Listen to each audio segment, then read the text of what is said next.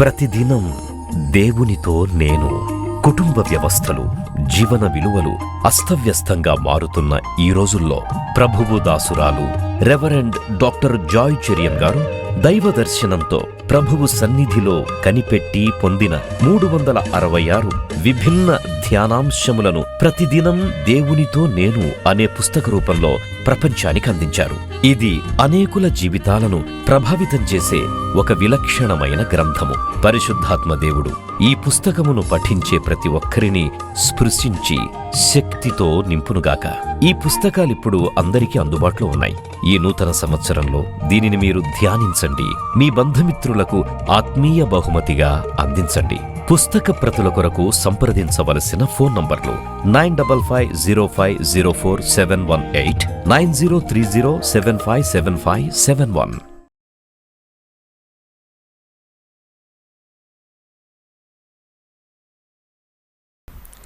Ephesians 4:13 నుండి చదువుతున్నాను. మన కీవర్డ్ 32. ఒకని ఎడల ఒకడు దయగలిగి కరుణా హృదయులై క్రీస్తునందు దేవుడు మిమ్మును క్షమించిన ప్రకారం మీరును ఒకరినొకరు క్షమించండి. హల్లెలూయా. తప్పకుండా దేవుడు నాతో మాట్లాడతాడండి. అది మీకు తగులుతుంది, కొన్నిసార్లు నొప్పి కలుగుతుంది, గుచ్చుకుంటుంది, కొన్నిసార్లు రంపంతో కోసినట్టు అనిపిస్తుంది. ఎందుకంటే దేవుని వాక్యము రెండంచులు గల ఖడ్గమై ఉన్నది. ఆ ఖడ్గం పట్టుకున్నాడు. మరి మేము నిలబడినప్పుడు మమ్మను కూడా సరి చేస్తుంది. మీరు అనుకుంటారు అది ఒకటే వర్షం మిమ్మల్ని సరి చేస్తుందని కాదు. మేము ధ్యానించినప్పుడు మమ్మను పవిత్రపరుస్తుంది. దేవుని స్తోత్రం. మమ్మను శుద్ధి చేస్తుంది. మమ్మను సర్జరీలాగా మాకు కూడా మరి ట్రీట్మెంట్ అవుతుంది. దాని తర్వాత మేము ప్రభు దగ్గర ప్రార్థన చేసి మీ ముందు నిలబడతాం. కాబట్టి దేవుని వాక్యము శక్తి గలది. సాత్వికమైన హృదయంతో దాన్ని నువ్వేం చేయాలి? అందుకోవాలి. దేవుని స్తోత్రం. ఎప్పుడు కూడా ఆలయాల మీద, మందిరం మీద, సేవకుల మీద, పరిశుద్ధుల మీద, అభిషక్తుల మీద ఎప్పుడు నీ కోపం ఉండకూడదు. ఎందుకంటే అలాంటి వారు లేకుంటే నువ్వు చీకట్లో ఉంటావు. నీకు తెలియదు, కుడి తెలియదు, ఎడమ తెలియదు. వారు దేవుని వాక్యములు తరబీదై మీ ముందు నిలబడినప్పుడు ఆ శక్తిగల వాక్యము మిక్కిలి సాత్వికమైన హృదయంతో నువ్వు అంగీకరిస్తే నువ్వు బాగుపడతావు. దేవుని స్తోత్రం. ఎందుకంటే always receive God's word with a very meek heart. వాక్యము కరువైపోతే, చెప్పేవాళ్ళు లేకుంటే మీ కుడి తెలియదు, ఎడమ తెలియదు, మీరు దారి తప్పిపోతారు. మనమందరము గొర్రెల వలె దారి తప్పిపోతాం. కాబట్టి వాక్యము చెప్పే సమయంలో చాలా ఏకాగ్రతగా ఉండాలి. రేపటి నుండి 40 రోజుల నిష్ఠతో మీరు దేవుని సన్నిధికి రాబోతున్నారు. దేవుని వాక్యం వినబోతున్నారు. ఉపవాసం ఉంటున్నారు. ఉదయమే లేస్తున్నారు. సిలువను ధ్యానిస్తున్నారు. ఇంత గొప్ప కార్యం ఇది కదా. దేవునికి మహిమ. కాబట్టి తొలగించుకోవాల్సింది తొలగించుకోవాలి, పొందవలసింది పొందుకోవాలి. What you have to remove from your heart, you should remove it and accept God's word. And నీ హృదయంలో నింపుకోవాల్సింది నీవు నింపుకోవాలి. నేనైతే ప్రార్థన చేస్తున్నాను. దేవ 40 రోజులు కూడా నేను ప్రార్థన చేస్తాను. దేవుని ప్రేమ నా హృదయంలో నిండుగా కావాలి. I want more love, more power కదా. ఎంత నిండుగా దేవుని ప్రేమ కావాలి. ఆ సిలువ ప్రేమతో నన్ను నింపు ప్రభువా, అణువణున నింపు. కొన్నిసార్లు పనుల భారం ఎక్కువైపోయినప్పుడు ప్రేమ కరువైనట్టు నాకు అనిపిస్తుంది. అవును, చాలా దూరం ప్రయాణం చేసే వాహనంలో పెట్రోల్ ఏమవుతుంది, కొన్నిసార్లు తగ్గిపోతుంది. తిరిగి ఫిల్లింగ్ స్టేషన్ పోయి ఏ విధంగా ఉపవాసం ఉండి ప్రార్థన చేసి తిరిగి నువ్వు ప్రేమతో నా హృదయం నింపకుంటే నేను ఈ పరిచర్య చేయలేను, విసిగిపోతాను నేను. I need more love lord. అలా ప్రార్థన చేయాలి. కుటుంబంలో ప్రేమ కావాలి, ఉద్యోగంలో ప్రేమ కావాలి, సంఘంలో ప్రేమ కావాలి. ఇదే సిలువ ప్రేమ. ఈ సిలువ ప్రేమతో మనం అందరం నింపబడితే మన జీవితాలు ఎంత ధన్యమైపోతాయి. దేవుని స్తోత్రం. లోకంలో ఎంత కోపము, ఎంత అల్లరి, ఎంత బాధ, హత్యలు, ఆత్మహత్యలు, ఎంత చేదు జీవితము బయట. కానీ మధురమైన దేవుని వాక్యం మనకు అందుబాటులో ఉంది. దేవుని స్తోత్రం. ఇది తేనె కంటేను, జుంటి తేనె ధారల కంటేను అది మధురమైనది. హల్లెలూయా. వార్తల్లో చదివితే మరి ఇంటర్మీడియట్ చదివే అబ్బాయితో తల్లి అన్నదంట, పోయి పెరుగు పట్టుకొని రమ్మన్నదంట. పెరుగు కొనుక్కోరారా అంటే వానికి కోపం వచ్చిందంట. వాడు అలసిపోయి వచ్చినాడు. పెరుగు కొనుక్కొని రమ్మంటే వాడు వెళ్ళలేదంట. ఆ తల్లికి కూడా దినమంతా పనిచేసి అలసిపోయి వాడిని బాగా తిట్టేసిందంట. తిడితే వాడు వెళ్ళి ఒక దగ్గర నిర్జన ప్రదేశానికి వెళ్ళి వీడియో ఆన్ చేసి తన ఫ్రెండ్తో, చూడరా నాకు ఈ తిట్లు భరించలేకపోతున్నాను, కాబట్టి ఇప్పుడే నేను పెట్రోల్ పోసుకొని తగలబడుతాను, నువ్వు చూడు అని చెప్పి వీడియోలో ఆన్ చేసి వీడు పెట్రోల్ పోసి తగలబెట్టి చనిపోయాడు. 17 ఏళ్ళ పిల్లోడు. చూడండి, క్షణిక ఆవేశంలో ఎన్ని ఘోర కార్యాలు జరిగిపోతుంది. ఆ తల్లి కోపగించింది వాడిని ప్రేమించినందుకు కాదు కదా, ప్రేమించింది ఇంట్లో పనులు కావాలని. కొన్నిసార్లు పని చెప్పినప్పుడు ఆ పిల్లోనికి అంత మరి ఆ చిరాకు ఎందుకు పుట్టిందో తెలియదు. అంటే ఇలాగూ సాతాను శక్తులతో నిండిన ప్రపంచంలో మనం ఉన్నాం. సాతానుడే కదా ఆత్మహత్యకు నెట్టేది కదా. ప్రభు మనకేమిస్తాడు? సమృద్ధి అయిన జీవం ఇస్తాడు. కాబట్టి ఈ బాట శిలువ దారిలో నడిచినప్పుడు నీకు సమృద్ధి అయిన జీవం, అన్నిటిని తట్టుకోవడానికి, అన్నిటిని సహించడానికి, అన్నిటినీ తాళుకోవడానికి, ఓర్చుకోవడానికి శక్తి కేవలం దేవుని వాక్యం ద్వారానే మనకు లభిస్తుంది. దేవుని స్తోత్రం. లేకుంటే మనం బ్రతకలేము ఈ లోకంలో. అందుకే అంటాడు, నువ్వు సిలువను ఎత్తుకొనే నన్ను వెంబడించు. ప్రతిదినం ఎత్తుకో, నీ సిలువను నువ్వు ఎత్తుకో. నా సిలువను చూడు, నీ సిలువ ఎత్తుకోవడానికి నీకు శక్తి అవసరం. దేవుని స్తోత్రం. హల్లెలూయా. కాబట్టి ఈరోజు ఈ వాక్యం ద్వారా మనం హెచ్చరింపబడాలి. ఇక్కడ ఒకని ఎడలో ఒకడు దయగలి కరుణాహృదయులై క్రీస్తునందు దేవుడు మిమ్మల్ని క్షమించిన ప్రకారం మీరు ఒకరినొకరు క్షమించుడు. రెఫరెన్స్ ఏంటి? కంటపాఠంగా ఉండాలి. ఎఫెసీ 4:32. దానికి ముందు 30వ వచనం చూడండి. దేవుని పరిశుద్ధాత్మను దుఃఖపరచకుడి, విమోచన దినం వరకు ఆయన యందు మీరు ముద్రింపబడి ఉన్నారు. సమస్తమైన ద్వేషము, కోపము, క్రోధము, అల్లరి, దూషణ, సకలమైన దుష్టత్వం మీరు విసర్జించు.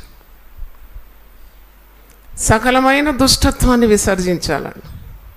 దేవుని ఆశీర్వాదాన్ని అడ్డుకునేదే క్షమాపణ లేని హృదయం. A unforgiving heart will always block God's blessing.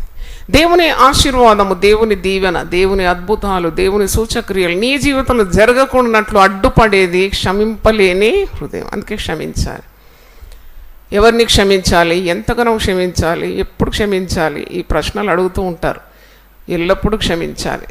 దేవుడు మనల్ని క్షమించినట్లు మనం ఇతరులను ఏం చేయాలట?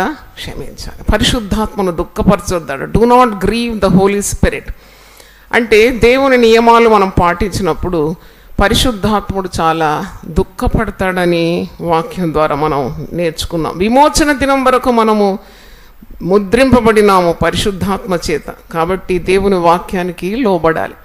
ద్వేషం ఉంటే తొలగించుకోవాలి. నీ కోపం ఎంత, నీ ద్వేషం ఎంత, నీ భక్తిహీనత, ఇవన్నీ కూడా మటుమాయమైపోతుంది. అందుకే సిలువ తట్టు మనము చూస్తూ ఉన్నాం. అంటే ఆయన చూపిన ప్రేమ, ఆయన చేసిన బలియాగము, ఆయన సమర్పణ, ఆయన మరి నిస్వార్థమైన ఆ యొక్క గొప్ప త్యాగము, ఇవన్నీ చూసినప్పుడు మనలో గొప్ప పరివర్తనం కావాలి. There should be a change of heart. నీ ద్వేషము, కోపము, క్రోధం, అల్లరి, దూషణ, సకలమైన దుష్టత్వము విసర్జించాలంట. Reject all this. ఇవన్నీ తొలగించుకోవాలి. నీవు యేసు రక్త ప్రోక్షణ కిందికి రావాలి. యేసు రక్తమే దీనికి పరిష్కారం.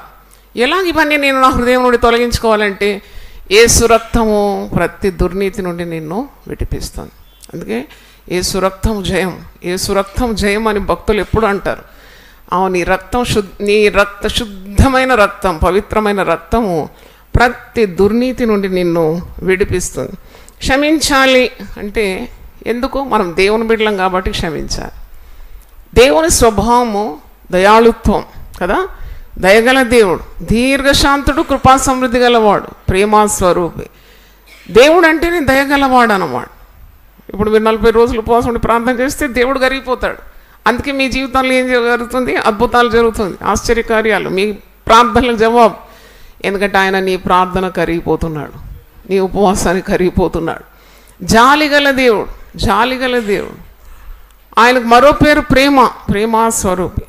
అందుకే మీరు కనికరింపబడి సమయోచితమైన సహాయం కొరకు ధైర్యంగా ఆయన కృపాసనం యొద్దకు రండి. అప్పుడు మనకు జాలి దొరుకుతుంది. అందుకే ఆయనను కలిగిన వారు ఎప్పుడు జాలి కలిగి ఉంటారు. దేవుని కోపము నిమిషం మాత్రం, దయ ఆయుష్కాలమంతా ఆయన దయ. దేవుని బిడ్డలు కూడా అలాగే ఉంటారు. వాళ్ళు ఏ కోపం నిలువ ఉంచుకోరు. వాళ్ళు కోపగిస్తారు, నిమిషంలోనే మర్చిపోతారు. గద్దిస్తారు, తర్వాత వాళ్ళకు గుర్తుండదు. వాళ్ళు తిరిగి అదే ప్రేమను ప్రకటిస్తారు. దేవుని స్వభావం మనం వాడు. కాబట్టి కీర్తనలు 18, 25, 26 వచనాల్లో కూడా ఈ మాట ఉంది. ఆయన దయగలవాడు, దయగలవారి పట్ల ఆయన దయగలిగి ఉంటాడు. దేవునికి స్తోత్రం. ఎంత కఠినంగా నిన్ను బాధించినా, ఎన్ని కత్తిపోటు వంటి మాటలతో నిన్ను గాయపరిచినా, దేవుని స్వభావం నీలో ఉంటే నువ్వు వెంటనే వారిని క్షమిస్తావు అన్నమాట. అది పెద్దగా నువ్వు పట్టించుకోవు. అంటే you have the heart of God, కాబట్టి వెంటనే వారిని క్షమిస్తున్నావు. 18వ కీర్తన 25వ వచనం చూడండి. దయగల వారి ఎడల నీవు దయ చూపించుదువు, యథార్థవంతుల ఎడల యథార్థవంతుడుగా ఉందువు, సద్భావం గల వారి ఎడల నీవు సద్భావము చూపుదువు, మూర్ఖుల ఎడల నీవు వికటముగా ఉందు. హల్లెలూయా. చాలా కఠినంగా ఉండకూడదు దేవుని బిడ్డలు. ఎప్పుడు జాలిగల హృదయం ఉండాలి. కరిగిపోవాలి నీ హృదయం ఇతరులను చూసినప్పుడు. ఈ హృదయం నీకు చాలా మేలు చేస్తుంది. ఇప్పుడు కుటుంబంలో కూడా చూడండి, భార్యాభర్తల మధ్యలో కానీ, పిల్లలు తల్లిదండ్రుల మధ్యలో కానీ, ఉద్యోగ స్థలంలో నీ బాస్ కింద నువ్వు పనిచేసినప్పుడు కానీ, తోటి విశ్వాసులతో నీ ప్రవర్తన కానీ, సంఘములో కానీ వెంటనే నువ్వు మర్చిపోతున్నావు, వెంటనే ప్రభు ప్రేమతో నింపబడుతున్నావు అంటే ఏ సమస్య లేదు. దేవునికి స్తోత్రం. ప్రేమ దోషములన్నిటిని ఏం చేస్తుంది? కప్పివేస్తుంది. Love covers all sin. అది యేసు ప్రభు మనకిచ్చిన గొప్ప మరి వరమై ఉన్నది. జాలిపడడం, కనికరపడడం, అది దేవుని స్వభావం. యేసు ప్రభు అయితే చూసినాడంట, యెరూషలేము ప్రయాణం వెళ్తున్నప్పుడు కాపరి లేని గొర్రెల వలె జనులందరూ చెదిరి ఉండుట చూసి వారి మీద కనికరపడి బహుగా ఏడ్చినాడు. లాజరు సమాధి దగ్గరకు వచ్చినప్పుడు ఏం చేస్తున్నాడు? కన్నీళ్ళు కరిగిపోతున్నాడు. కాబట్టి ఈ జాలి గల హృదయం నీకు చాలా అవసరమై ఉంది. ఒకవేళ కుటుంబంలో నీకు ఎవరైనా అన్యాయం చేస్తే, లేని వార్తలు నీ మీద పుట్టించి, నీకున్నవి దోచుకొని, నిన్ను ఇబ్బంది పెట్టి, చాలా కార్యాలు కుటుంబాల్లోనే జరుగుతుంది, బంధువుల మధ్యలో జరుగుతుంది. లోకమంతా బాగుంటుంది మీతో, మీ సొంత వారే మీకు తిరుగుబాటు చేస్తూ ఉంటారు, మిమ్మల్ని హీనపరుస్తారు, అణిచివేయడానికి ప్రయత్నిస్తారు. సొంతం వారు, మీరు ఎప్పుడు అనుకోలేదు. అందుకే వాక్యంలో కూడా ఉంది, ఆ యేసు ప్రభువు శిలువ మరణాన్ని గురించి ఆయన దావీదు భక్తుడు ముందుగానే ప్రవచిస్తాడు. నాకు విరోధి అయిన వాడు ఎవడో కాడు, నా ఇంటనున్న నా మిహితుడే, వాడే నాకు ఉపద్రవం చేసినాడు. మేము కలిసి భోజనం చేసినాము, కలిసి మేము ఎన్నో కార్యాలు చేసుకున్నాం, కానీ ఇప్పుడు వాడు నాకు ఎదురు తిరిగినాడు. నిర్నిమిత్తంగా నా మీద పగపట్టువారు నా తల వెంట్రుకల కంటే విస్తారంగా ఉన్నారు. ఏదో కీడు నువ్వు చేసినందుకు కాదు, నిర్నిమిత్తంగా, without cause people hate you. ఏ కారణం ఉండదు. ఓర్వలేని వారు కత్తులు నూరుతూ ఉంటారు. అది కూడా క్షమించడానికి ఉన్న సిద్ధ మనసు, అంటే అది దేవుని మనసు అన్నమాట. కనుక ఇది మనము అలవాటుగా చేసుకోవాలి క్రైస్తవ జీవితంలో. అత్త కోడళ్ళు ఉంటారు. ఆ కోడలు మాట వినలేదంటే, అత్త వయసులో పెద్దది కాబట్టి ఎక్కువ అనుభవం దేవునితో ఉన్నది ఆమెకు కదా, ఎక్కువ అనుభవం ఉంది, వయసు పెద్దది కాబట్టి అన్ని సంవత్సరాలు దేవునితో ఎక్కువగా ఉంది కాబట్టి ఈ కోడలను క్షమించడానికి ఆమెకి ఏముండాలి? హృదయం, మంచి హృదయం ఉండాలి. అరే she is a young lady, she doesn't know, చిన్నది కదా, నాకంటే సగటు వయసే ఉంది, ఆమె ఏం చూసింది లోకం, పర్వాలే, నా బిడ్డను క్షమిస్తా కదా, ఆమెను కూడా నేను ఏం చేయాలి? క్షమించాలి. అప్పుడు అక్కడ కయ్యాలకు తావు ఉండదు, అక్కడ కుమారుని జీవితం నెమ్మదిగా ఉంటుంది. చూడండి, తెలివిగల అత్తలాగా ప్రవర్తిస్తుంది. లేకుంటే ఈమె కొడుకు జీవితాన్ని నరకంగా మార్చేస్తుంది. ఎందుకంటే కొడుకు అత్త మధ్యలో, కోడల మధ్యలో ఇరికిపోతాడు. కాబట్టి ఇలాంటివన్నీ కూడా ప్రభువు చూపిన మార్గం. అందుకే నేనే మార్గాన్ని అంటాడు కదా, ఐ యామ్ ద వే. అదే సిలువ మార్గం. ఆ సిలువ దారిలో నువ్వు ప్రయాణించినప్పుడు నీకు ఇవన్నీ సులభంగా ఉంటుంది. కనుక ఈరోజు నీవు కొన్ని మాటలు క్షమాపణ గురించి మీ హృదయంలో దేవుడు ముద్రించాలి. యేసు ప్రభు సిలువలో పలికిన 7 మాటల్లో మొట్టమొదటి మాట ఏంటి? తండ్రి, వీరేమి చేయుచున్నారో తెలియదు, వీరిని క్షమాపణ. యేసు ప్రభు మరి పరలోక ప్రార్థన నేర్పించినప్పుడు కూడా ఇది చాలా గొప్ప మాట. మత్తయి సువార్త 6వ అధ్యాయంలో ఉంది చూడండి. పరలోక ప్రార్థన శిష్యులకు నేర్పిస్తున్నాడు. అప్పుడు మీరు క్షమా హృదయం గలవారై ఉండాలి. ప్రార్థనలో కూడా క్షమాపణ. ఈరోజు ఉపవాస ప్రార్థన మరి క్షమా స్వభావం గురించి మనం ధ్యానిస్తున్నాం. ఇక్కడ మత్తయి సువార్త 6వ అధ్యాయంలో కూడా మీరు ఇతరులను క్షమించాలి, ఇతరుల అపరాధాన్ని మీరు క్షమించాలి. 6:15-14 చదువుతున్నాను. మనుషుల అపరాధములను మీరు క్షమించిన ఎడల మీ పరలోకపు తండ్రి మీ అపరాధములను క్షమించు. మీరు మనుషుల అపరాధములను క్షమింపకపోయిన ఎడల మీ తండ్రి మీ అపరాధములను క్షమింపడు. చూడండి, మనం ఎంత క్షమాపణ పొందుకున్నాం దేవుని దగ్గర నుండి. మనం ఎవరం పరిపూర్ణులుగా పుట్టలేదు. మనం తల్లి గర్భంలోనే పాపంలోనే మన తల్లి కన్నదని వాక్యంలో ఉంది. పాపంలో నీవు పుట్టినావు, కానీ నీకు రక్షణ, విమోచన, పాపం నుండి విడుదల, క్షమాపణ ఇవన్నీ కూడా దేవుడు అనుగ్రహించిన దానాలే. కాబట్టి నీవు ఎంతగా క్షమాపణ పొందుకున్నావో అంతగా ఇతరులను క్షమించడానికి నీకు మనసు ఉండాలి. ఆ క్షమాపణ లేకుంటే జీవితం చాలా కష్టతరంగా మారిపోతుంది. It becomes very tough. Your life will become very tough. God's grace ఉండదు, దేవుని కృప నీ మీద ఉండదు. నేను నిన్ను క్షమించిన ప్రకారం నువ్వు ఇతరులను ఎందుకు క్షమించడం లేదని ప్రభువు అడుగుతాడు. అందుకే పరలోక ప్రార్థనలో మనుషుల అపరాధములను మీరు క్షమించిన ఎడల మీ పరలోక తండ్రి మీ అపరాధములను క్షమించడు. మీరు మనుషుల అపరాధములను క్షమింపకపోయిన ఎడల మీ తండ్రి మీ అపరాధములను క్షమింపడు. ఇతరుల తప్పులను మనం క్షమించాలి, వారిని ప్రేమించాలి అని పరిశుద్ధ గ్రంథము సెలవిస్తుంది. కాబట్టి మరి ఇది మన దినదిన జీవితానికి ఎంతో ఉపయోగకరం. అంటే ఒక మాదిరికరమైన క్రైస్తవ జీవితానికి, ఒక కుటుంబానికి, ఒక ఉద్యోగంలో ఉన్నవారికి, లేక సంఘంలో సేవ చేసేవారికి, సహవాసంలో ఉండేవారికి ఇది చాలా అవసరం. మత్తయి సువార్త 5వ అధ్యాయము 23-24 కొండ మీద ప్రసంగంలో ప్రభువు చెప్తున్నాడు. మాథ్యూ 5:23-24 కావున నీవు బలిపీఠం వద్ద అర్పణం అర్పించుండగా నీ మీద నీ సహోదరునికి విరోధముగా ఏమైనను కలదని అక్కడ నీకు జ్ఞాపకం వచ్చిన ఎడల అక్కడ బలిపీఠం ఎదుటనే నీ అర్పణం విడిచిపెట్టి మొదట వెళ్ళి నీ సహోదరునితో సమాధానపడము, అటు తర్వాత వచ్చి నీ అర్పణను అర్పించు. దేవుడు అర్పణలు స్వీకరించడట కొన్నిసార్లు. ఎందుకంటే మంచి హృదయంతో వారు దేవునికి అర్పణ అర్పించడం లేదు. వారి హృదయంలో ద్వేషం ఉన్నది, కోపం ఉన్నది. వారు మరి అపరాధములు చేస్తున్నారు, తోటి సహోదరులను క్షమించడం లేదు. వారు అర్పణలు అర్పించి దేవుని కృపను పొందుకుందామని అనుకుంటున్నారు. అట్టి అర్పణ దేవుడు అంగీకరించాడు. 2 అర్పణలు అర్పిస్తారు కదా ఆదికాండం 4వ అధ్యాయంలో, హేబేలు, కయీను. కానీ ఎవరిది ఒకరిది స్వీకరించినాడు, ఇంకొకరిది తృణీకరించినాడు. హేబేలు మంచి మనసుతో దేవుని పూర్తిగా ప్రేమించి అర్పించినాడు. కయీను హృదయం సరిగా లేదు. God rejected that offering. కాబట్టి దేవునికి ఇష్టమైన రీతిలో మనము అర్పణలు కూడా అర్పించాలి. అంటే మరి ప్రభు బల్లలో పాలు పొందినప్పుడు కూడా నీకు శుద్ధమైన మనస్సాక్షి ఉండాలి. ఏదో ప్రసాదం అన్నట్టు లైన్లో వచ్చి ఇంత తినేస్తే కాదు, తప్పది. అయోగ్యంగా నీవు పాలు పొందకూడదు. If you are not right in your heart, do not take part in Lord's supper. నువ్వు సరి కావాలి. ఇతరులతో నువ్వు ద్వేషం ఉన్నది, కోపం ఉన్నది, క్షమించలేని స్వభావం ఉంటే క్రీస్తు క్షమ నీవు ఎలాగో పొందుకుంటావు? యేసు ప్రభు నీ పాపములను క్షమించినాడు కదా, దానికి నిదర్శనంగా ఉంది ప్రభు బల్ల. యేసు ప్రభు శరీరము, యేసు ప్రభు రక్తం, దాంట్లో నీకు పాలు పంపులు ఎలాగుంటుంది? నువ్వు క్షమాపణ పొంది ఇతరులను శ్రమించలేకపోతే నీ పరిస్థితి ఘోరమైంది. కాబట్టి అయోగ్యంగా దాంట్లో పాలు పొందదు. నువ్వు అడగాలి. నీకు ఎవరికైనా నీ మీద ఎవరికైనా ఉంటే కూడా నువ్వు పోయి అడగాలంట, నీకేమైనా ఉందా నా మీద దయతో క్షమించు అంటే.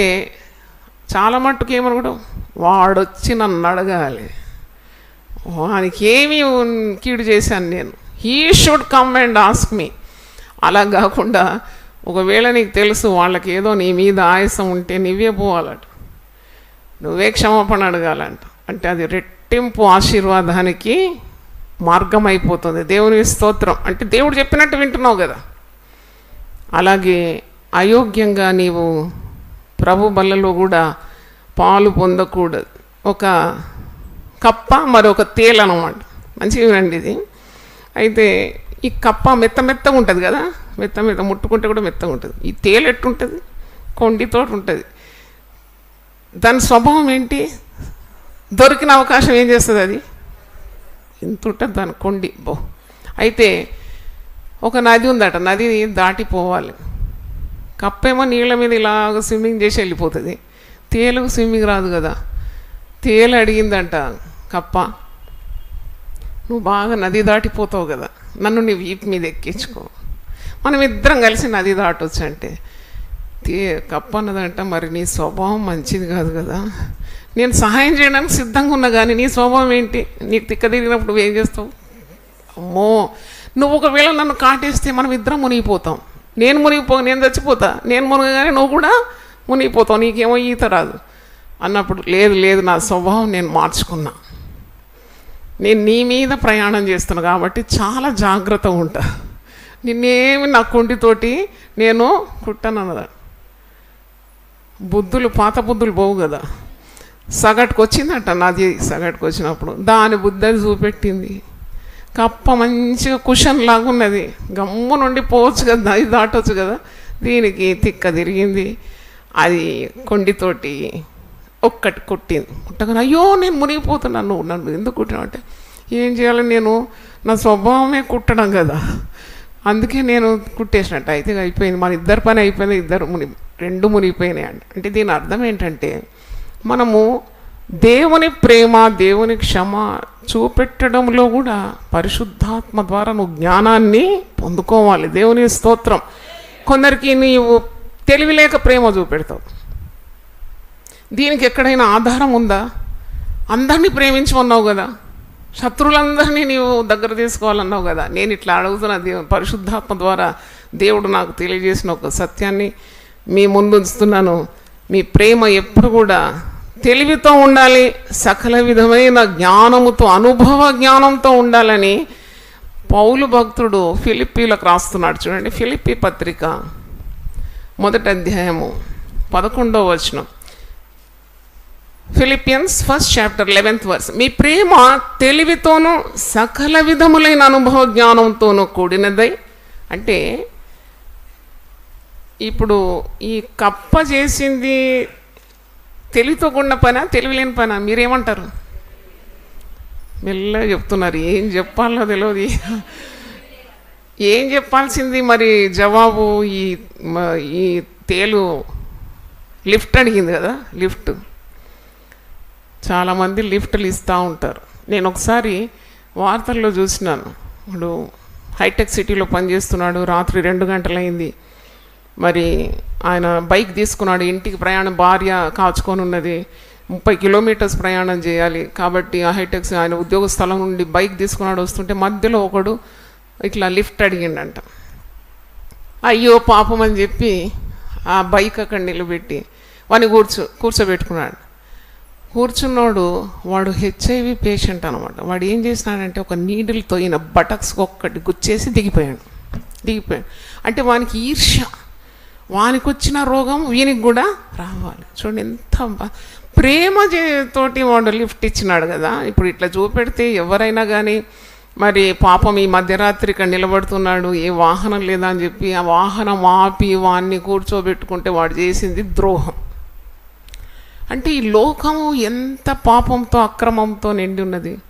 కాబట్టి మీరు తెలివి లేకుండా ఉండుట నాకు ఇష్టం లేదంటాడు పౌలు. మూర్ఖ జనం మధ్యలో ఉన్నారు, వక్ర జనం మధ్యలో ఉన్నారు. ఎప్పుడు నోరు మూసుకోవాలి, ఎప్పుడు నోరు తెరవాలి, జ్ఞానం కలిగేలా ప్రవర్తించాలి, కీడుకి ఏ విధంగా నువ్వు దూరం ఉండాలి, కలహానికి దూరంగా ఉండాలి, మూర్ఖుల మధ్యలో ఏ విధంగా ప్రవర్తించాలి, అన్నీ మీకు చక్కగా రాసి ఉంచింది పరిశుద్ధ గ్రంథం. దేవుని స్తోత్రం, హల్లెలూయా. దీన్ని అనుదినం చదివితే నీకు దేవుని జ్ఞానము లభిస్తుంది. ఎప్పుడు ఏదో ఇంత దొరికింది అలాగే ప్రవర్తించాలని కదా, అన్ని దిక్కులు నువ్వు ఆలోచించాలి. అందుకే పౌలు అంటున్నాడు, మీ ప్రేమ ఎలాగుండాలి? తెలివితో ఉండాలి, మరి అనుభవంతో ఉండాలి. నువ్వు ఏ విధంగా ప్రవర్తించాలి అది నీకు తెలిసి ఉండాలి. అంటే you should have the knowledge of Christ. అంటే యేసుక్రీస్తు నీకు జ్ఞానం ఇస్తాడు, తప్పకుండా నీకు ఆ వివేచన ఇస్తాడు నువ్వు ఏ విధంగా ప్రవర్తించాలని. అందుకే జ్ఞానం అడగాలి. నేను ఈ పరిస్థితిలో ఏ విధంగా నేను మెలగాలి, నీ చిత్తం నెరవేర్చాలి, వాక్యానికి విధేయత చూపెట్టాలి, అదేవిధంగా నన్ను నేను కాపాడుకోవాలి, కీడు నుండి నేను దూరం కావాలి అంటే నేను ఏం చేయాలి? అమాయకంగా బ్రతకడం, మీకు తెలివి లేకుండా ఉండడం దేవుడు కూడా ఇష్టం ఉండదు. కాబట్టి జ్ఞానం కలిగి ప్రవర్తించాలి. 3.5 సంవత్సరాలు ఒక మోసగానితో యేసుప్రభు ఎలాగ పరిచయం చేసినాడు, అది కూడా చాలా పెద్ద ఆశ్చర్యం అనిపిస్తుంది. వాడు మోసగాడు, దొంగ, సాతాను, వాడు తప్పకుండా ప్రభువుని అప్పగిస్తాడని ప్రభువుకు తెలుసు. ఆయన ఎలా భరించినాడు, చాలా ఆశ్చర్యం. అండ్ ఈ was so tactful with him. అంటే వాడిని ఎంటేసుకొని తిరిగినాడు కదా 3.5 సంవత్సరాలు, అది చాలా గొప్ప మర్మమే. అంటే క్రీస్తు జ్ఞానము మనకు చాలా అవసరం. రక్షింపబడిన ప్రతి ఒక్కరికి కూడా ప్రభువు తన జ్ఞాన హృదయాన్ని ఇస్తాడు. అందుకే మీ ప్రేమ ఎప్పుడు తెలివితో ఉండాలి, సకల విధమైన అనుభవ జ్ఞానంతో కూడినదై అంతకంతకు అభివృద్ధి పొందవలన ఇందువలన దేవునికి మహిమయు స్తోత్రమును కలుగునట్లు మీరు యేసు క్రీస్తు వలనైన నీతి ఫలంతో నిండుకొనిన వారై క్రీస్తు దినమునకు నిష్కపటులను నిర్దోషులను కావాలని ప్రార్థన. నిష్కపటంగా ఉండాలి, నిర్దోషంగా ఉండాలి, పాములాగా తెలివి ఉండాలి, పావురంలాగా నిర్దోషంగా ఉండాలి. ఇవన్నీ సాధ్యమా? దేవుని బిడ్డలకు అన్నీ సాధ్యమే. దేవుని స్తోత్రం, అన్నీ సాధ్యమే. ఎందుకంటే వారు ప్రార్థన చేస్తారు, they get connected to God, God gives them wisdom. Wisdom flows from God to his children.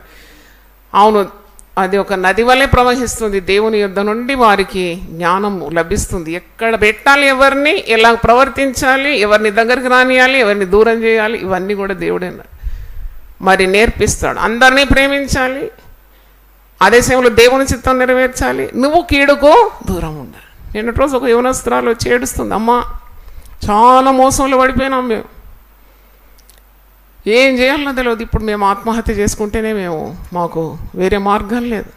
ఎందుకు ఇంత కీడులో పడినావు? నమ్మేసినారు, ప్రాణ స్నేహితులను నమ్మేసినారు. మనల్ని ప్రేమించాలి కదా, మనమందరినీ మరి దగ్గర తీయాలి కదా. అది పిచ్చి కాకుండా ఇంకోటి కాదు. నీకెందుకు ఇచ్చినాడు పిడికెడంత మెదడు? నువ్వు ఇంత పిచ్చిగా ప్రవర్తిస్తే ఇది ఖాళీగా ఉండేది, నేనంటాను ఇది ఖాళీగా పెట్టేది. కానీ అక్కడ మంచిగా ఇంత పిడికెడంత మెదడు పెట్టినాడు. ఆయన ఆలోచన కర్త. ప్రతిదానికి నువ్వు మోకరించి ప్రార్థన చేసి ఆయన ఆలోచనలు నువ్వేం చేయాలి? పొందుకోవాలి. నీ మార్గముల మీద దేవుని వెలుగు కుమ్మరిస్తాడు. దేవుని స్తోత్రం. అవును, నేను ఇప్పుడు కూడా నేను మోకరించి ప్రార్థన చేసినాను.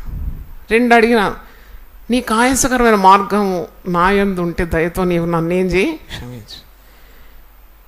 నా నోటి మాటలు, నా హృదయ ధ్యానం నీకు అంగీకారంగా ఉండాలి. ఎందుకంటే కొన్నిసార్లు మనం మాట్లాడతాం, ఇతరులకు గాయం అవుతుంది, తప్పది. వెంటనే వారి క్షమాపణను అడగాలి. Are you hurt by my word? I did not mean like that. నేను అలాగో అనుకోలేదు, నీ మేలు కోరి నేను నిన్ను కోపగించినాను. ఒకవేళ నీకు గాయమైతే నువ్వు నన్ను ఏం చేయి, క్షమించు, మంచి మార్గానికి రా. అది చెప్పడంలో తప్పేముంది?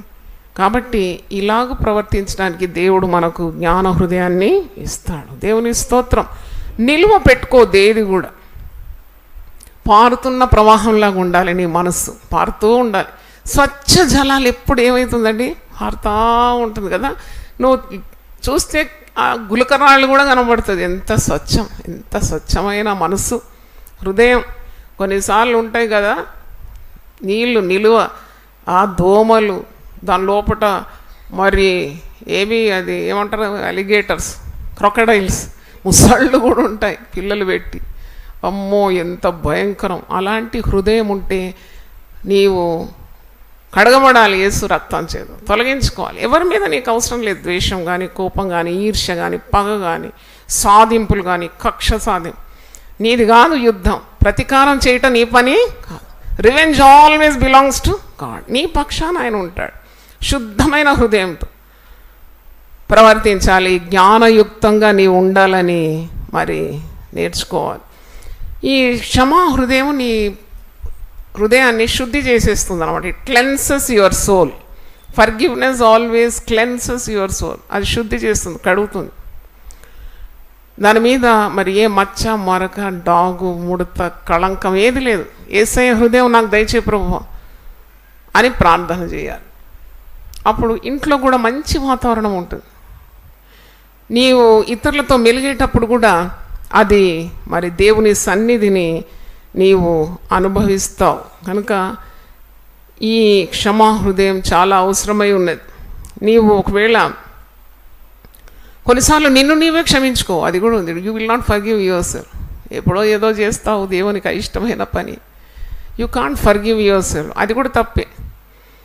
నువ్వు ఎప్పుడైతే రక్షింపబడినావో నీవు దేవుని చేత క్షమింపబడినావు. క్రీస్తు నీ పాపములను ఏం చేసినాడు? క్షమించు. మళ్ళా నీవు ఫలాని సంవత్సరం నేను ఈ పాపం చేసినాను, అయ్యో దేవుడు నన్ను క్షమిస్తాడా?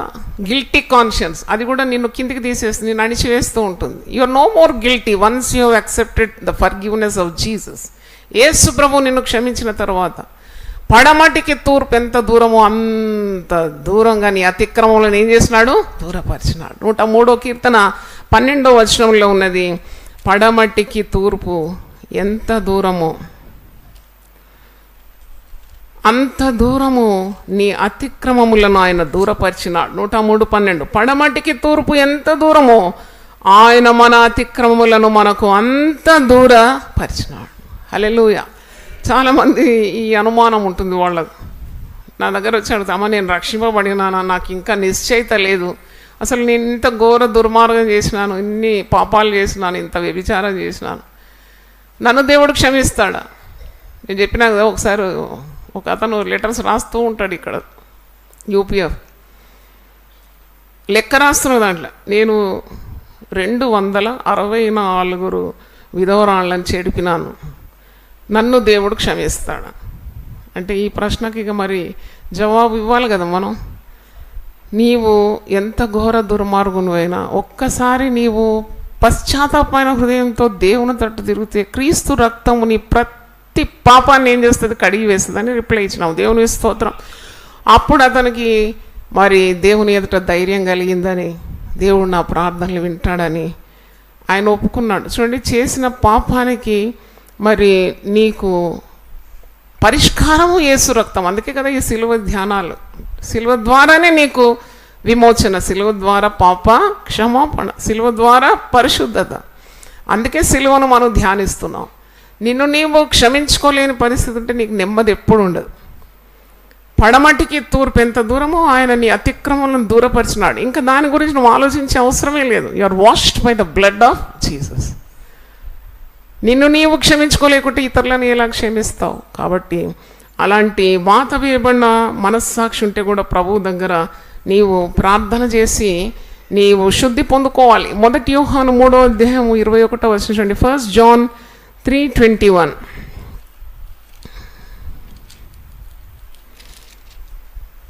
ప్రియులారా, మన హృదయము మన యందు దోషారోపణ చేయనీడల దేవుని ఎదుట ధైర్యము గలవారమగుదము. హల్లెలూయా చెప్దాము ఒకసారి. మా హృదయం శుద్ధి ఉంటే నీకు ఎంత ధైర్యం. హృదయ శుద్ధి గలవారు ధన్యులు, వారు దేవుని చూచెదరు. Hallelujah. Your heart should be clean always. నేనైతే గదులన్నీ 2 సార్లు ఊడిపిస్తా. నాకు పొద్దున్న ఊడిసిన తర్వాత మళ్ళీ చిరాకు వస్తుంది, మళ్ళీ ఊడమంట. ఎందుకంటే నాకు I want my rooms to be clean. అప్పుడు ఎప్పుడు దేవుడు నాతో మాట్లాడతాడు. అబ్బాయి గది ఎంత నీట్గా పెట్టుకోవాలని అనుకుంటాం, మరి గుండె కూడా ఇలాగే నీట్గా ఉంటాం. అవును ప్రభు, అన్నీ శుద్ధిగా ఉండాలని నేను. ఎందుకంటే నాకు దేవుని దగ్గర ధైర్యం కావాలి. ఏది అడగాలంటే కూడా ధైర్యం కావాలి. మోకరించాలంటే నా హృదయం శుద్ధి ఉండాలి. 40 రోజుల్లో దేవుడు అద్భుతం చేయాలంటే ఎన్నెన్ని అద్భుతాలు చూసినాను ఈ సంవత్సరం. అన్ని అద్భుతాలే చూసినాను. దేవుని స్తోత్రం. హల్లెలూయా. అంటే దేవుడు ప్రార్థన వింటాడు. దేవుని స్తోత్రం. అబ్రామ్ పాస్టర్ చనిపోయిండు అనుకున్నాను. పోయి నేను ఐసీయూలో 90 రోజులు ఐసీయూలో ఉంటే ఎవరు బతుకుతారండి. పోయి చూసినాను. నోరు తెరిచి ముక్కు నుండి నోటి నుండి గొట్టాలు అన్నీ వైర్లలో ఉంటే నేను అక్కడ నిలబడి ఒక్కసారి కన్నీళ్ళు కాల్చి ప్రార్థన చేసినాను. దేవా, ఇంత గొప్ప దైవజానికి ఇన్ని బాధలా? నీకు ఒకవేళ అతను బ్రతుకుద్దంటే తీసుకో, కానీ ఇన్ని బాధలు వద్దని కన్నీళ్ళతో ప్రార్థన చేసినాను. మనం అందరం చేసిన ప్రార్థనలు దేవుడు విన్నాడు. ఇప్పుడు మంచిగా చక్కగా ఉన్నాడు. దేవుని స్తోత్రం. అసలు డాక్టర్సే అంటున్నారు, ఏంటిది ఇలాంటి అద్భుతం మేము ఎక్కడ చూడలేదు, ఇది సూపర్ న్యాచురల్ మిరకిల్ అంటున్నారు డాక్టర్స్. చిన్న బాబు గురించి కూడా డాక్టర్స్ ఈ హాస్పిటల్ చరిత్రలో ఇలాగూ సర్జరీ లేకుండా ఒక చిన్న బిడ్డ బయటికి వెళ్ళినాడంటే 7 నెలలు ఇన్క్యుబేటర్లో పెట్టి బయటకు ఒక్క కత్తివాత పడకుండా బయటకు వీడొక్కడే అని చెప్పినారు. దేవుని స్తోత్రం. అయ్యగారికి కూడా ఆపరేషన్ అయింది ఈ సంవత్సరం. నాకు అనిపిస్తుంది సిలువ ధ్యానం చేయడం ద్వారా దేవుడు మన పట్ల చాలా కనికరం చూపెడతాడు అనిపిస్తుంది. దేవుని స్తోత్రం. హల్లెలూయా.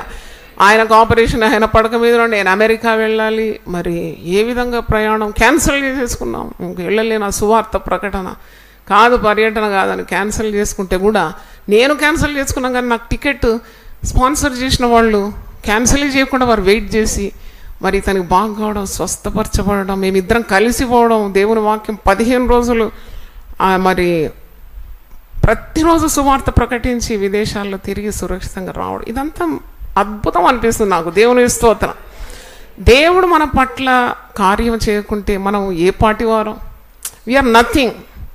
కానీ దేవుడు జాలి కనికరం గల దేవుడు. మొరపెట్టినప్పుడు, నిజముగా మొరపెట్టినప్పుడు సమీపంగా ఉండి మన ప్రార్థనలకు ఆయన జవాబిస్తాడు, మనల్ని హెచ్చిస్తాడు. దేవుని స్తోత్రం. మనం ఎప్పుడైతే తగ్గించుకుంటామో దేవుడు మనల్ని ఏం చేస్తాడు? హెచ్చిస్తాడు. అందుకే తగ్గింపు ఉండాలి. దేవుని సేవకులు గద్దించినప్పుడు తగ్గింపు ఉండాలి. దేవుని వాక్యం విన్నప్పుడు తగ్గింపు ఉండాలి, అణుకో ఉండాలి. నేను చెప్తాను కదా, మా తల్లి నాకు నేర్పించిన చిన్నతనంలో, అణిగి ఉంటే అంత ఆశీర్వాదాలు. అన్నమున్న ఇస్తారా కట, అణిగి ఉంటుందట, ఏమి లేనిది రెప్పరెప్పలాడుతుందట. మా అమ్మ నేర్పించింది. నేను బిడ్డ నీకు అన్ని దీవెనలు ఉంటే నిండు కుండలాగా ఉండాలి, ఊరికి ఎగిరిపోవద్దని. అంటే దేవుడు అలా తగ్గింపు స్వభావం గలవారిని చాలా గొప్పగా హెచ్చిస్తాడు. అందుకే మన హృదయము మనదెందు దోషారోపణ చేయనీడలా దేవుని ఎదుట మనకేముంటుంది? ధైర్యం ఉంటుంది. హల్లెలూయా. 40 రోజులు నువ్వు దేవుని సన్నిధిలో ప్రార్థన చేయడానికి, నీ మనవులు దేవునికి తెలియజేయడానికి నీకు ధైర్యం ఉంటుంది.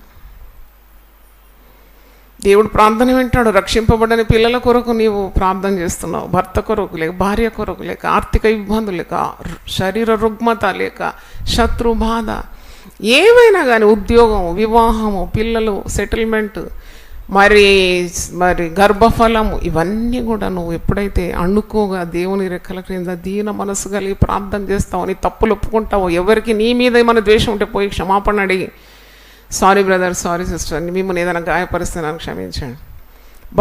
దేవుని కనికరం ఆ బ్లాక్ వెళ్ళిపోతుంది అనమాట, అడ్డు వెళ్ళిపోతుంది.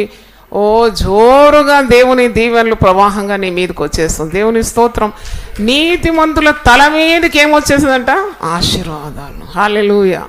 ఈరోజు మంచి రోజు. ఈరోజు మీకు లాస్ట్ డే, మీకు మంచి అవకాశం అనమాట. రేపటి నుండి సీన్ మారిపోతుంది కదా. 40 రోజులు మనం గురి కలిగి ఉంటాం, సిలువను ధ్యానిస్తాం, మనకు చాలా పనులు ఉంటాయి, ఉదయం లేవాలి. కనుక ఈరోజు ఫోన్ చేసైనా ఎవరికన్నా దూరంలో ఉన్న వారికైనా నీ మీద ఆయాసం ఉంటే కైండ్లీ ఫర్గివ్ మీ. ఇప్పుడు ఇక్కడ ఎవరైనా ఉంటే నన్ను క్షమించండి, మిమ్మల్ని గాయపరిస్తే క్షమించండి. దేవుని ఆత్మ దిగొస్తుంది. దేవుని స్తోత్రం. హల్లెలూయా. మనం ఆయన ఆజ్ఞలను గైకొనుచు ఆయన దృష్టికి ఇష్టమైనవి చేయుచున్నాం గనుక మనమేమి అడిగినను అది ఆయన వలన మనకు దొరుకు. హల్లెలూయా. ఆయన ఆజ్ఞలు గైకొని ఆయనకి ఇష్టమైనవి చేసినప్పుడు ఏదడిగినా ఇస్తాడట. ఏదడిగినా ఇస్తాడు. నా పేరిట మేము ఏదడిగినా ఇస్తాను. కొందరు దేవుని మీద మరి నేరాలు మోపుతారు, బ్లేమింగ్ గాడ్. అంటే దేవుడు ఎందుకు ఇంత కష్టాలు మాకు తెచ్చినాడు? ఇన్ని సంవత్సరాలు ఇన్ని శిలో ధ్యానాలు చేస్తే ఇంతవరకు జవాబు రాలేదు. 30 సంవత్సరాల నుండి ప్రార్థన చేస్తే నాకు జవాబు రాదు. ఎప్పుడు అలాంటి స్వభావం ఉండకూడదు. అంటే you are trying to blame God. అది తప్పు కదా. నేనైతే ఒకటి నేర్చుకున్నాను, ఎంత ఆలస్యమైనా నేను వేచి ఉంటాను ప్రభువా. దేవుని స్తోత్రం. హల్లెలూయా. నా పని నీ యొక్క చిత్తాన్ని నెరవేరుస్తాను. I don't mind. నేను గతించిపోయిన తర్వాత కూడా ప్రార్థనకు జవాబిస్తే నాకేం లేదు. ఎందుకంటే నా పోరాటం నేను పోరాడుతాను ప్రార్థనలో. నీ చిత్తం నా పట్ల తప్పకుండా నెరవేరుతుంది. అంత విశ్వాసం ఉండాలి. ఇప్పుడే చూడాలి ఒక అద్భుతం, ఇప్పుడే కావాలి, ఇప్పుడే నా ప్రార్థనకు జవాబు రావాలి. అవన్నీ చిన్న చిన్న బుద్ధులు అన్నమాట. నిమ్మకు నీరెత్తినట్టు ఉండాలి నీ విశ్వాసం. హల్లెలూయా. గందరగోళానికి అల్లరికి కర్త కాదు దేవుడు. దేవుడు ఎందుకు చేయలే? అసలు నువ్వు ఎవ్వరివేను? దుమ్ము. ఆ దుమ్ము అంత సర్వ సృష్టికర్తకు ప్రశ్నలేస్తుందా? కాబట్టి నీ చిత్తము ఈ లోకంలో నేను చేయుట నాకు సంతోషం. Lord help me to execute your will. అంతే. ఒక దేవుని చిత్తాన్ని చేయడానికి ఎన్ని ఆటంకాలు ఉంటాయి మీకు తెలియదు. ఒక పెద్ద పని చేయాలంటే ఎంత విరోధ భావంతో ఉంటారు. మనల్ని ఊరికే ఎగతాళి చేస్తుంటారు, అపహాస్యం చేస్తారు, నొప్పి పెట్టిస్తారు, గాయాలు పెట్టిస్తారు. It is a big work కదా. యుద్ధం ఆడేవానికి గాయాలు తప్పవు. When you want to fight a battle definitely you will have bruises on your body. ఇవన్నీ మరి పబ్లిక్ డిస్ప్లే కొరకు కాదు. ఇన్ని గాయాలైంది. ఇప్పుడు నా గుండె మీకు చూపెట్టాలంటే పచ్చి పుండులాగా ఉంటుంది. ఎందుకంటే పెద్ద పని పట్టుకున్నాను కదా. మొట్టమొదటి ఎవరి కన్నెర్రగా అవుతుంది? సాతాను. వాడు ఎగలాగానే నన్ను అన్ని చేయాలని చూస్తాడు. కానీ నేను వాన్ తట్టు కాదు కదా చూసేది. నేను ఎటు చూస్తా? గురి తట్టే చూస్తా. నన్ను పిలిచిన వాడు నమ్మదగిన వాడు, ఆయన నా విశ్వాసమునకు కర్త, దాన్ని కొనసాగించేవాడు, నాకెప్పుడు అవమానము కలగనీయడు. ఇలాగ ఉండాలి నీ పయనం. అప్పుడు నీకు ఓటమి కాదు, విజయమే నీకు ప్రాప్తిస్తుంది. దేవుని స్తోత్రం. అన్నిటి మీద విజయం. తర్వాత కుటుంబ సభ్యులతో కూడా నీవు చాలా సమాధానంగా ఉండాలి. కుటుంబము దేవుడు మనకిచ్చిన మొదటి రాజ్యం అన్నమాట, ఫస్ట్ కింగ్డమ్. నీకు మంచి పదవిని ఇచ్చినాడు అక్కడ. ఒక భార్యగా, భర్తగా, అన్నగా, చెల్లెగా, అత్తగా, కోడలుగా, లేక ఒక నాయనమ్మగా, ఒక అమ్మమ్మగా, తాతగా నీకు ఒక రోల్ ఇచ్చినాడు అన్నమాట కుటుంబంలో. నేను కుటుంబ విలువలని 14 ప్రసంగాలు టీవీలో కూడా వేసినాము. చాలా టెలిఫోన్స్ వచ్చినాయి. అమ్మ అసలు ఇలాంటి ప్రసంగాలు మేము మా సంఘంలో వినలేదు. సంఘంలో చెప్పారు, యూపీఎఫ్లో చెప్తాం. దేవుని స్తోత్రం. ఎందుకంటే యూపీఎఫ్ ధ్యేయం ఏంటంటే కుటుంబాలు కట్టడం. కాబట్టి చెప్తాం, దేవుడు ఇస్తాడు చెప్తాను. అంటే you have to be very perfect in your prayer. నీ ప్రార్థనకు అడ్డుగా ఉండకూడదు ఏది కూడా. అంటే నీవు నిలువ ఉంచుకోదు. నేను కూడా ఈ వాక్యం మీకందరికి మాత్రం కాదు, నాకు కూడా, మనందరితో ఎవరు మాట్లాడుతున్నారు? దేవుడు మాట్లాడుతున్నాడు. నేనేమో దేవున్నా మీతో మాట్లాడడానికి. నేను కూడా దేవుని వాక్యానికి ఏం కావాలా? విధేయత కావాలి. I have to include myself when I preach because the word is for the speaker as well as the public. కాబట్టి నేను ఎప్పుడు సరి చేసుకుంటా, అబ్బో ఈ మాటలు నీ మాటలు నేను పబ్లిక్లో మాట్లాడాలంటే నేను మొట్టమొదటి సరిగా ఉండాలి. ఇది వాక్యం అద్దం వంటిది. నీకున్న అవకతవకలు అన్నీ ఏం చేస్తుంది? ఎత్తి చూపెడతా ఉంటుంది. దీని లోపల చూడగానే నీ మరకలు కానీ పడిపోతుంది, నీ వంకరతనం కానీ పోతుంది. కాబట్టి కుటుంబం అనేది దేవుడిచ్చిన గొప్ప వ్యవస్థ. ఈ శిలువ ధ్యానాలు 40 రోజులు మీరు అడుగు పెట్టకముందు కుటుంబంలో ఎవరితోనన్నా మీకు బాధ లేక నొప్పి గాయం ఉంటే జస్ట్ ఫర్గివ్ దెమ్. దేవుని స్తోత్రం. Because if you don't forgive it will block God's blessing. ఈ భర్తతో అన్యాయం సహించాల. అది నిన్న నేను బోరన ఏడ్చిన రాత్రి 1 గంట అవుతుంది. నేను ఒక పాత డైరీ తీసినాను. అన్ని డైరీలు మెయింటైన్ చేస్తాను కదా. ఒకసారి పాత డైరీ తీసినప్పుడు నాకు చాలా ఆశ్చర్యం కలిగింది. ఎక్కడి నుండి తెచ్చినావు అబ్బా నన్ను దేవా, నీవు ఎంతగా నీ మాటకు విధేయత నేను చూపగలిగినాను. అందుకొరకు నీకు వందనాలు చెల్లిస్తున్నాను. ఎందుకంటే దేవుడు అట్టి మనసును నాకు ఇచ్చినాడు కదా, అంత క్షమించే మనసు. లేకుంటే ఈరోజు నిలబడేదాన్ని కాను కదా. I just glorified God. నాకు ఈ వాక్యము గుర్తొచ్చింది. పేతురు రాసిన పత్రిక 1 పేతురు 2వ అధ్యాయము 21 నుండి చదువుతున్నాను. 1 Peter 2nd chapter 21 onwards. 1 పేతురు 2వ అధ్యాయం 21. క్రీస్తు కూడా మీ కొరకు బాధపడి మీరు తన అడుగు జాడలయందు నడుచుకున్నట్లు మీకు మాదిరి ఉంచి పోయాను. ఆయన పాపము చేయలేదు, ఆయన నోటను ఏ కపటమును కనబడలేదు, ఆయన దూషింపబడి బదులు దూషింపలేదు, ఆయన శ్రమ పెట్టబడి బెదిరింపక న్యాయముగా తీర్పు తీర్చు దేవునికి తన్ను తాను అప్పగించుకొనెను. మనము పాపముల విషయమై చనిపోయి నీతి విషయమై జీవించినట్లు ఆయన తానే తన శరీరమందు మన పాపములను మ్రాను మీద మోసుకొనెను. ఆయన పొందిన గాయముల చేత మీరు స్వస్థత నొందితిరి. మీరు గొర్రెల వలె దారి తప్పిపోతిరి, కానీ ఇప్పుడు మీ ఆత్మల కాపరియు అధ్యక్షుడైన ఆయన వైపునకు మళ్ళీ ఉన్నారు. క్రీస్తు తట్టు ఎందుకు చూస్తున్నామంటే ఎంత ఎంత ప్రేమ, ఎంత జాలి, ఎంత క్షమ. ప్రభువుని చూస్తే మనకు అర్థమవుతుంది.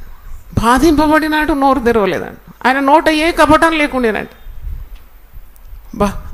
దారికి ఒక వెహికల్ అడ్డం వస్తేనే వెంటనే చెడ్డమాటలు వచ్చేస్తుంది. మళ్ళీ సిలువ ధ్యానాలు చేస్తాం, ఏం లాభం? నీ హృదయం నిండిన దాన్ని బట్టి నీ నోరు పలుకుతుంది. జాగ్రత్త. దారిలో ఏదన్నా అడ్డొస్తే, వాళ్ళ కారుకి ఇంత గీత పడితే ఎంత కోపం. ఆయనకు ఎన్ని గాయాలు ఒక్కసారి చూడు, సిలువ తట్టు. కారుకు గీత పడద్దు, బండికి వాహనం ముట్టుకోవద్దు ఎవరు. ఆయన తను తానే తండ్రి చిత్తం చేయడానికి మన కొరకు ఏం చేసినాడు? పాప పరిహారార్థ బలిగా మారిపోయినాడు. దేవుని స్తోత్రం. దూషింపబడినాడు, దూషింపలేదంట. సిలువలో అంత పటుబాధ అనుభవిస్తూ ఆయన ఒక్క మాట కూడా ఆయనను హింసించిన వారిని తిరిగి బదులు పలకలేదంటే ఎంత ఆశ్చర్యం. అట్టి ఆత్మీయ స్టాండర్డ్ మనకు ఎప్పుడు వస్తుందో కదా. అంటే ముఖం మీద ఉమ్మి, చాటవారితో కొట్టి, పక్కలో బల్లెం వేసి పొడిచి, తలకు ముళ్ళ కిరీటం అమర్చి, 3 బలమైన మేకులకు ఆయనను ఆకాశానికి భూమి మధ్యలో సిలువలో వ్రేలాడజేసి రక్తమంతా గాయమైంది. రక్తమంతా కారిపోతుంటే కూడా అసలు సాధారణంగా బందిపోడు దొంగలను ఆ విధంగా, సిలువ అంటే శాపగ్రస్తమైంది. It's a cursed thing. యూదులు అది శాపంగా భావిస్తారనమాట. ఎందుకంటే భయంకరమైన దుర్మార్గ పనులు చేసిన వాళ్ళని సిలువకు వారు అప్పగిస్తారు. నాయన, నాకు ఒక నూతన హృదయం దయచేయి, ఒక నూతన మనస్సు, ఒక క్రొత్త మనస్సు దయచేయి ప్రభువా. రేపటి నుండి నేను అద్భుతాలు చూడాలి, ఆశీర్వాదాలు నా జీవితంలో చూడాలి. నా హృదయం మారాలి నాయనా. ఈ పాత రోత బ్రతుకును మార్చు తండ్రి. ఎంత రోత గుండెనన్నా నీ రక్తం చేత కడుగుతానన్నావు ప్రభువా. నూతన హృదయం నేను నీకు ఇస్తానన్నావు. రాతి గుండెను తీసివేస్తానన్నావు. ఎన్ని సంవత్సరాల నుండి ద్వేషం పెట్టుకొని ఉన్నాను. పగ తీర్చడం నా పని కాదు నాయనా, నీ పని ప్రభువా. Revenge belongs to you lord. ఎలాగూ నిన్ను నీవు తండ్రికి అప్పగించుకున్నావో అలాగే ప్రభువా, మా శ్రమలేందు, బాధలేందు, నొప్పి, గాయమైందు మా ఆత్మలను నీకు అప్పగించుకుంటున్నా. నీవే ప్రభువా మాకు నెమ్మది దయచేయండి. మేము సమాధాన పడాలి. మా దోషాలన్నీ నువ్వు క్షమించిన రీతిగా ఇతరుల అపరాధములను క్షమించడానికి సిద్ధ మనసు మాకు దయచేయండి. మేము ఎవ్వరం పరిపూర్ణం కామునైనా, వీఆర్ నాట్ పర్ఫెక్ట్. మా బలహీనత నీవు మన్నించి మమ్మను పరిపూర్ణంగా సిద్ధపాటు చేస్తున్నావు. నీ పరిపూర్ణతలో నుండి మాకు కృప వెంబడి కృపనిస్తున్నావు. కృపాక్షేమములు మా వెంబడి వస్తుంది తండ్రి. మేము ఏ పాటి వారోనైనా మా జీవితాలు మారకుంటే ఎన్ని సిలువ ధ్యానాలు చేసినా వ్యర్థమే తండ్రి. We have to change lot. There should be A transformation. అవును ప్రభా, కఠినులను క్షమించడానికి, దుర్మార్గులను క్షమించడానికి, అదే సమయంలో తెలివితో ఉండాలని అంటున్నావు. ప్రేమ అనుభవంతో ఉండాలని, అనుభవ జ్ఞానంతో ఉండాలని మేము ఈరోజు నేర్చుకున్నాం. నాయనా నీకు స్తోత్రం. పాము వలె తెలివిగలి, పావురం వలె నిష్కపటంగా ఉండడానికి ఏ అడుగు వేయాలి, ఏం చేయాలి, నోరు ఎలా తెరవాలి, ఎలా క్షమించాలి, ఎలా ప్రేమించాలి, ఎలాగ బుద్ధి చెప్పాలి, ఇవన్నీ కూడా నీలోనే ఉన్నాయి ప్రభా. నీకు వందనాలు చెల్లిస్తున్నాం. మా హృదయాలు శుద్ధి కావాలని ఈరోజు మాట్లాడినావు తండ్రి. ప్రభా, మేము కరుణాచిత్తులమై మా దయగల హృదయంతో ఒకరిని క్షమించడానికి సహాయం దయచేయండి. సమస్త దుర్నీతి నుండి మమ్మల్ని విడిపించినైనా ద్వేషం, పగ, ఈర్ష్య, కోపము, ఆగ్రహము, వ్యసనము ఇవన్నీ కూడా యేసు రక్తములో తొలగింపబడాలి, కడగబడాలి. శుద్ధ హృదయం మాకు దయచేయండి. రేపటి నుండి మమ్మల్ని ఆశీర్వదించబోతున్నావు. మా హృదయం అనే పాత్రలు మేము శుద్ధిపరచుకోవాలి నాయన. నీ దీవెనలు మేము పొందుకోవాలి. మా జీవితంలో మా ప్రార్థనలకు జవాబు రావాలి. మా కుటుంబాలు దీవింపబడాలి.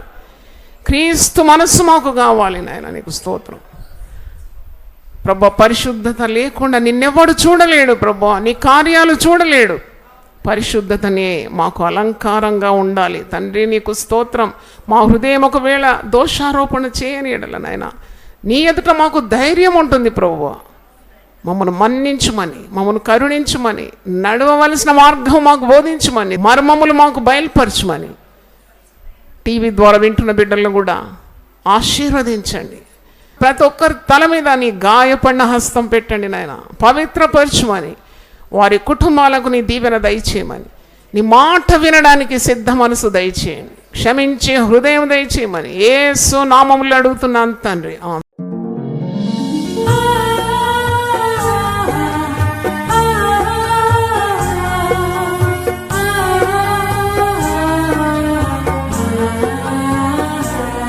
నీ ధనము నీ ఘనము ప్రభు యేసుదే, నీ దశమా భాగము నీయ వెనుదీతువా. నీ ధనము నీ ఘనము ప్రభు యేసుదే, నీ దశమా భాగము నీయ వెనుదీతువా.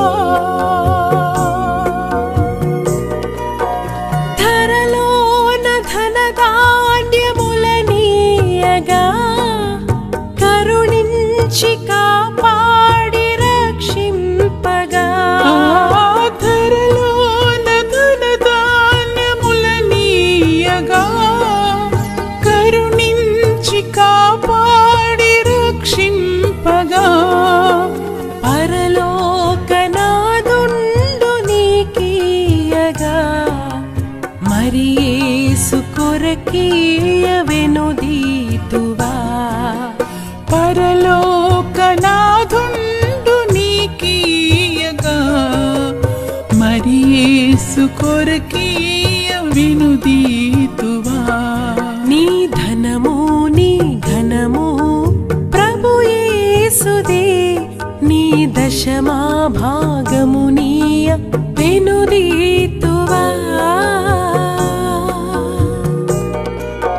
పాడి పంటలు ప్రభువు నీకీయగా కూడు గుట్టలు నీకు దయచేయగా. పాడి పంటలు ప్రభు నీకీయగా కూడు గుట్టలు నీకు దయచేయగా. వీడంగ ప్రభు యేసు నామంబును గడువేల ప్రభుకీయను క్రైస్తవా.